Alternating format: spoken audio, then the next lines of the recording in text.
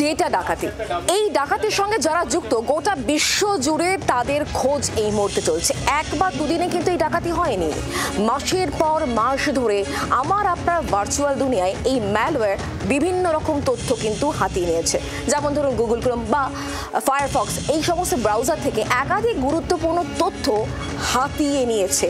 আর তারপর এই যে ডাকাতি ঘটনা, এই ডাকাতির থেকে কিন্তু বাদ যায়নি আমার আপনার পার্সোনাল অ্যাকাউন্ট হোক কিংবা কর্পোরেট অ্যাকাউন্ট, কোনো কিছুই বাদ যায়নি।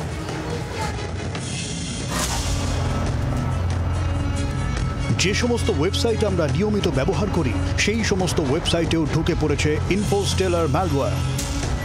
বিশেষজ্ঞরা বলছেন বিশ্বজুড়ে অন্তত 2,60,000 এরকম ওয়েবসাইট রয়েছে যা কোটি কোটি মানুষ ব্যবহার করেন। সেখানেও ছিল এই ম্যালওয়্যার। নাগারে ডেটা ডাকাতি হয়েছে সেখানে। কেন্দ্র সরকারের সাইবার নজরদারি সংস্থা সার্ট ইনের তরফেও অ্যালার্ট জারি করা হয়েছে। আমরা অনেকেই ভিপিএন ব্যবহার করি, সেখানে ঢুকেও আমাদের ডেটা ডাকাতি করেছে এই ম্যালওয়্যার। অর্থাৎ কোথাও রেহাই নেই।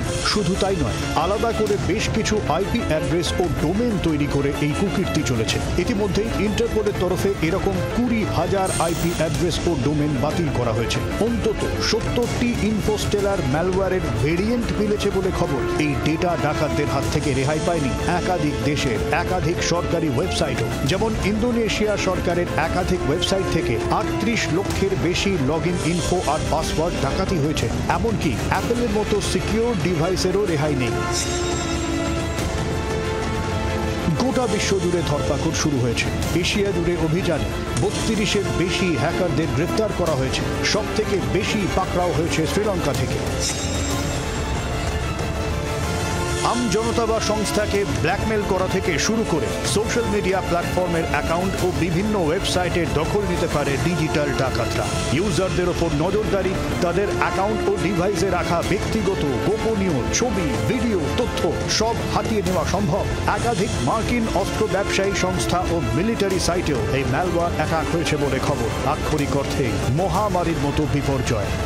আপনি হয়তো বুঝতেও পারছি না, কিন্তু যা হওয়ার তা হয়ে যাচ্ছে।